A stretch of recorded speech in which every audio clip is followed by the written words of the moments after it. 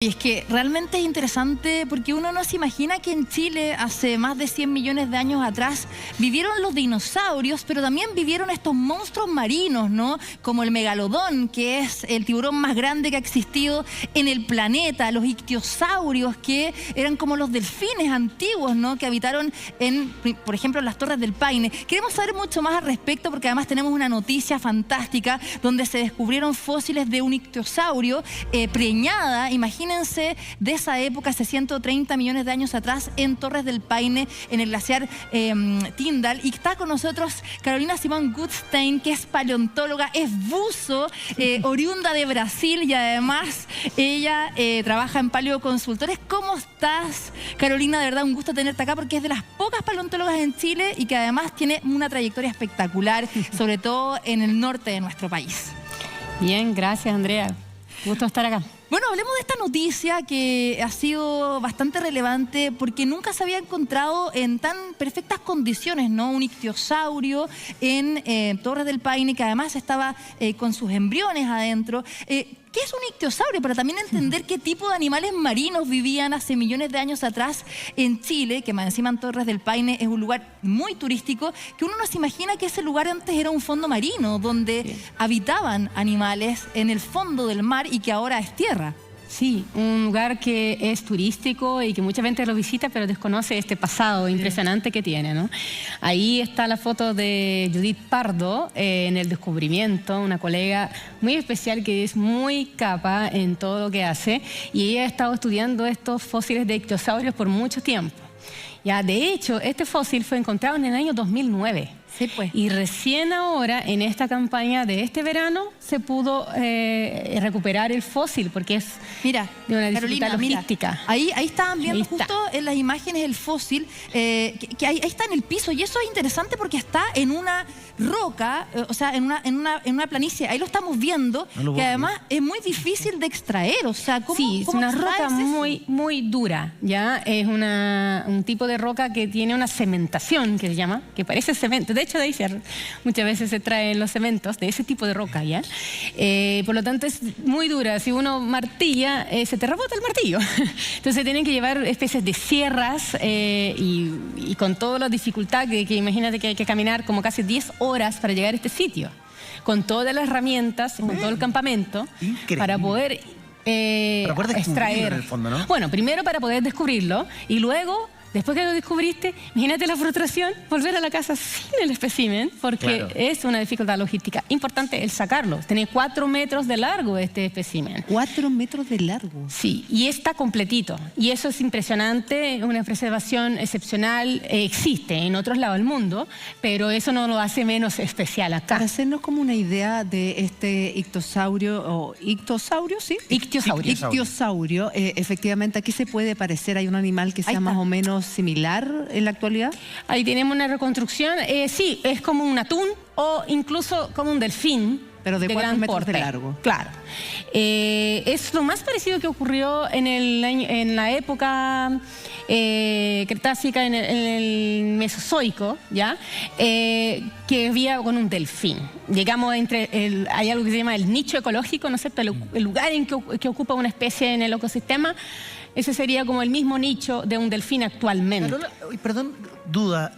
El que haya estado con sus embriones, que esté preñada, ¿quiere decir, nos habla un poco de lo rápido que fue el proceso de su fallecimiento? ¿O no necesariamente?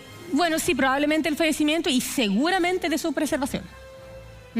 Porque lo que es importante acá es que el fósil, o sea, bueno, el espécimen en cuanto en vida, ¿no es cierto? Cuando se muere, que puede haber sido una muerte de meses o inmediata, pero cuando muere y se deposita en el suelo del océano, al tiro se queda sepultado por sedimento y por eso tan bien preservado. Nada interfirió entre ese espécimen completo que nació muerto en ese suelo marino y su preservación. Perfecto. No hubo depredadores, carniceros o incluso corrientes que un lo proceso pudiesen... de descomposición. Exactamente. Nada de eso pasó porque se enterró súbitamente. Carolina, Increíble. y ahí va la pregunta, o sea, a mí me llama mucho la atención y me imagino que a la gente también, es cómo era Chile antes. ¿Por qué habitaban estos monstruos marinos? No, porque eran gigantes, o sea, como la Juli decía, hasta 4 metros. ¿En qué minuto se extinguen? O sea, ¿cómo pasan todos estos cambios, ¿no?, en nuestro territorio, que pasa a ser un lugar que ahora es turístico, que se visita, como Torres del Paine, de un fondo marino, un lugar que era un océano y ahora llega a ser tierra? ¿Qué pasa en ese proceso y cómo desaparecen? ¿Fue también como los dinosaurios? Son varias preguntas excelentes. Primero, Chile en el Mesozoico y dentro del Jurásico y el comienzo del Cretácico, que sería el caso acá, fue mar. Era un gran mar, ya, con islotes, con mucho volcanismo, pero esos volcanes eran más bien islas, no una cordillera como se ve hoy día, sino que eran islas dentro de este océano epicontinental, que se llama, ese océano que estaba encima de la tierra continental de hoy. Entonces, esos ictiosaurios eran muy comunes cercanos al glaciar Tyndall.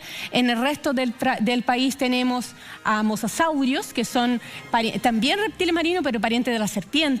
Otro grupo más que se metió al océano, dentro de los tetrápodos, ya todos los vertebrados que tenían 4 patas, y también los plesiosaurios, ya que alguna vez ya han visto bien común en Chile, unos fósiles comunes dentro del Mesozoico. Eran como el típico, el mito del monstruo del lago Ness. Tal cual, el del cuello largo ese. Tenemos a varios especímenes y nuestro colega Rodrigo Otero ha publicado varios. Pero vivieron con los dinosaurios paralelamente en el mismo tiempo. Sí, cercanamente a la misma edad. En el caso de los ictiosaurios, se extinguieron un poco antes. ¿Y por qué? Del final del Cretácico, que es cuando se extinguen los dinosaurios. Bueno, que se extinguen los dinosaurios no avianos, ¿no?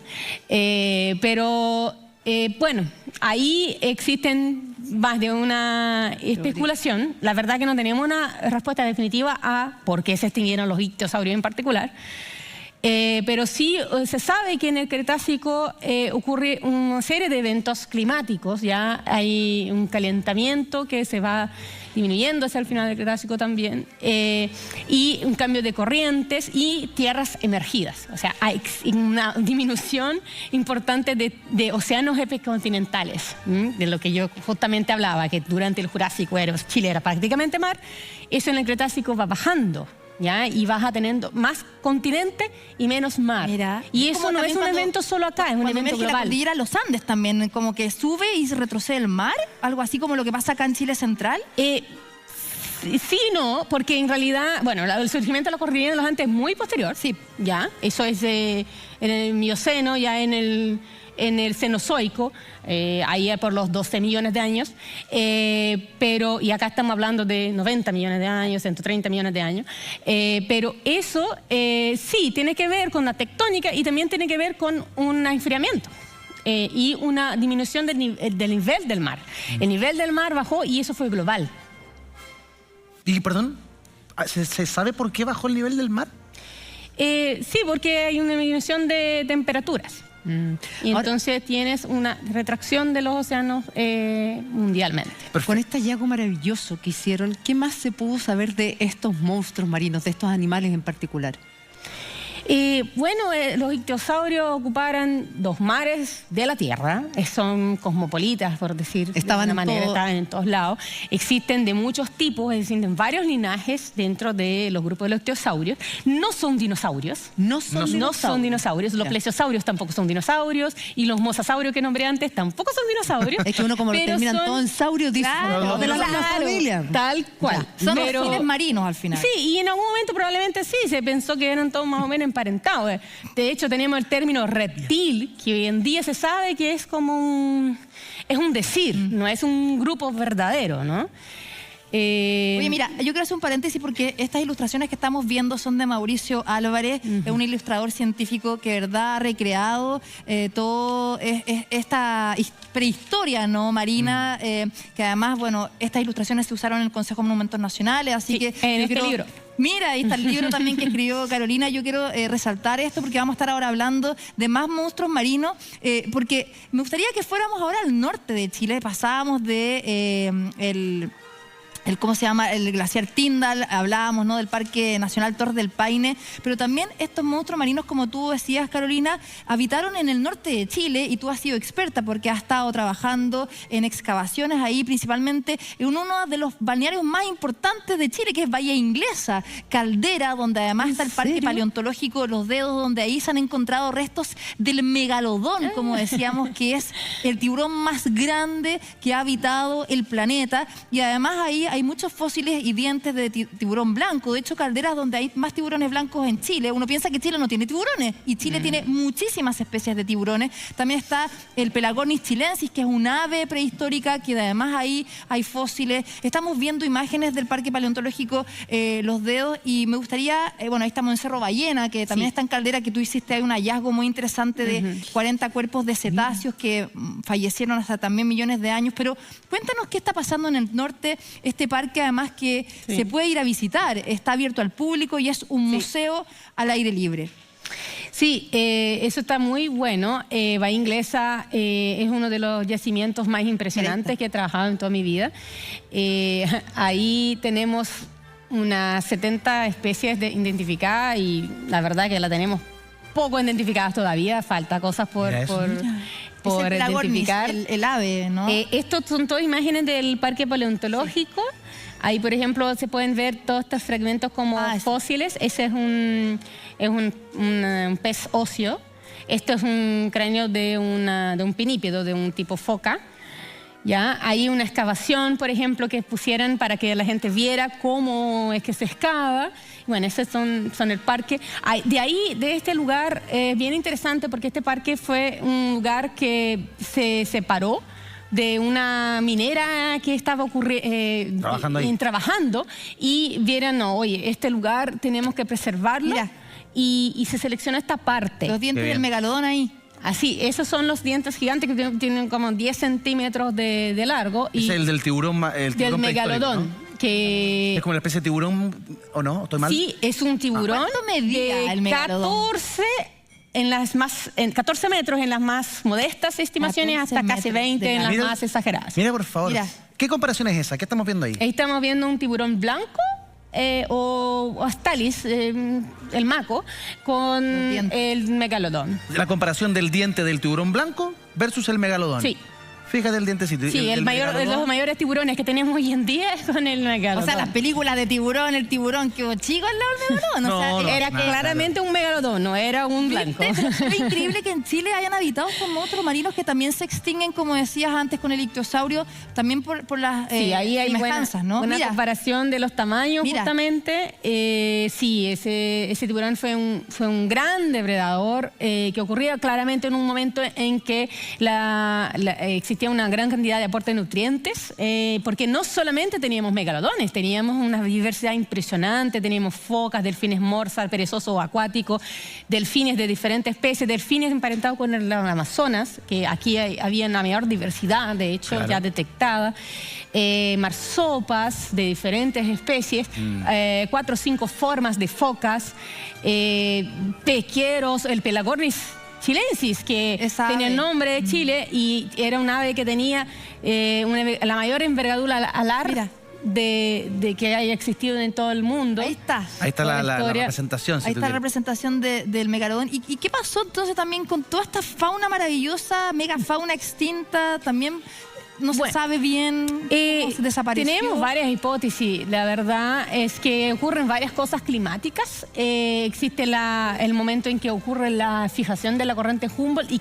cambia la fauna. Más bien, no es que tengamos ahora ya no hay nada. No, ahora siguen habiendo muchas ballenas, muchos delfines, muchos tiburones, etcétera, pero son otros, ¿no? Cambia los artistas ahí durante ese periodo. Dentro de la formación Bahía Inglesa uno empieza a observar ese cambio, porque la formación tiene varios millones de años de extensión, ¿ya? En todo este cerro uno va como cambiando en la temporalidad, y una de las cosas que estamos desarrollando ahora es esa comparación que pasa durante la formación en ese cambio de faunas. Y creemos que lo que pasa justamente es un gran cambio que ocurre con una extinción en el Plioceno, que es el periodo que viene después de este que yo recién les mencionaba, que era el Mioceno. Ahí por los 3 millones de años por ahí, existe una extinción masiva de las formas antiguas. Mira. Y que está relacionada con la preponderancia o el surgimiento incluso de las especies actuales. Oye, interesante. Yo solo quería hacer hincapié de lo que ha también contado Carolina, de lo que tenemos en Chile. O sea, acá tenemos un patrimonio maravilloso, un laboratorio natural. Invitar a la gente que nos está viendo que vayan a Bahía Inglesa, a este parque paleontológico Los Dedos, porque es un museo abierto donde se pueden ver los fósiles o también las réplicas de todos estos animales extintos. Y el museo de Caldera también. Paleontológico de Caldera, que es el único museo paleontológico que hay en Chile, que está en Caldera, y además hay muchísima información de lo que tú descubriste en Cerro Ballena, estos también cuerpos de ballenas que también murieron hace millones de años atrás por la marea roja, al parecer, y que están en este museo paleontológico de Caldera, no están, o sea, como en muestra para el público, pero se guardan ahí. Entonces yo creo que es importante cuidar nuestro patrimonio, no robarse, porque muchas veces uno dice, diente de tiburón en el fósil y se lo lleva. Está protegido por el Consejo de Monumentos Nacionales y tenemos que cuidar nuestro patrimonio. Sí, ese es un tema súper relevante porque de hecho los megalodones, lo que llaman los dientes de megalodón, fueran depredados, por decir de alguna forma, fueran exportados ilegalmente en unas décadas atrás, y eso llevó a una deterioración de los yacimientos, ¿no es cierto? Y Pelagornis, de hecho, fue recuperado desde Frankfurt, Alemania. Se lo habían llevado. Ya, se habían llevado, se lo habían comprado y descubrieron, un coleccionador dijo, oye, eso está muy bueno, voy a verlo, un paleontólogo lo vio y bueno, decidieron devolverlo a Chile. Yo creo que esa historia no la contamos 2 veces. Entonces, tratemos de no hacer eso, estudiémoslo y ocupemos como patrimonio para del turismo local, ¿no es cierto? Es súper interesante, súper importante y se puede revertir de otras maneras para hacerlo sustentable también. Sí, de todas maneras, hoy te queremos agradecer, Carolina Simón Gutstein, paleontóloga, buzo, trabaja en Paleoconsultores, es tremenda invitada hoy día y que nos ha entregado más información de lo que fue nuestro pasado, nuestra prehistoria que tan poquito conocemos. Gracias, Carolina, por estar acá.